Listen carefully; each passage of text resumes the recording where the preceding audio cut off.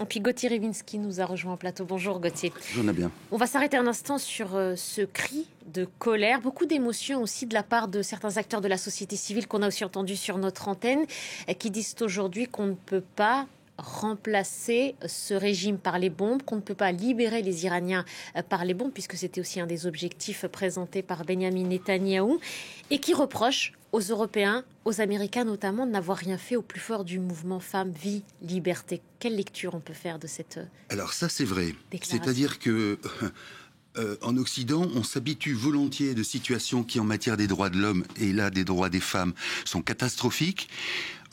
On verse quelques larmes, on s'intéresse à la chose et puis après on passe à autre chose. Et là, c'est vrai qu'en ce qui concerne le mouvement des femmes, qui est capital dans l'évolution de l'Iran, parce que c'est un mouvement qui est bien sûr en rapport avec les droits des femmes et leur liberté élémentaire, mais parce que aussi ça a drainé les hommes et que les hommes qui ont participé à ce mouvement ont compris qu'il y avait quelque chose dans ce que réclamaient les femmes qui était valable pour tout le monde. Bon. Et là, c'est vrai, on regarde ça, on dit « Oh là là, c'est bien malheureux », tout ça, et puis on tourne la page après. Alors, ça, c'est le premier aspect. Le deuxième aspect, c'est que quand même, si les Iraniens avaient pu ou avaient réussi à se libérer en 45 ans, depuis la révolution islamique de 79, ça se saurait. C'est-à-dire que le régime iranien est tellement, le régime des mollahs est tellement coercitif qu'il maintient parfaitement sous quadrillage la population civile. Avec en plus, vous le savez, on en parle souvent de ça, des espèces d'espaces un petit peu plus libres. Où on peut, par exemple, organiser des fêtes où les femmes ne sont pas voilées, à condition que ça se sache pas trop, etc., etc. Bon.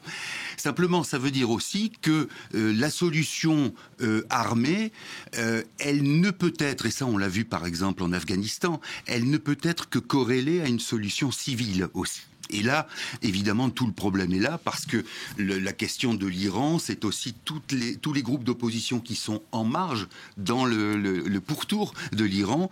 Et s'il y avait un renversement du régime des mollahs, il y aurait forcément quelque chose comme une ébullition parmi ces mouvements. Mais si vous voulez, pour répondre plus précisément encore à votre question, il y a probablement quelque chose qui relève un peu de la cécité chez nous. On préfère au fond qu'il y ait des gens malheureux, quitte à ce qu'on se penche sur leur sort, et puis surtout qu'on les oublie, parce que régulièrement, on oublie ce qui se passe en Iran, on oublie ce qui se passe en Chine, on oublie ce qui se passe en Russie.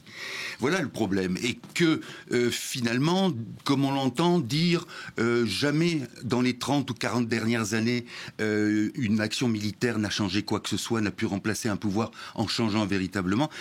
Écoutez, moi je serais tenté de dire, rappelez-vous le Kosovo, il y avait tentative d'élimination d'une population, la Serbie aussi, avec toutes les complexités que cela a.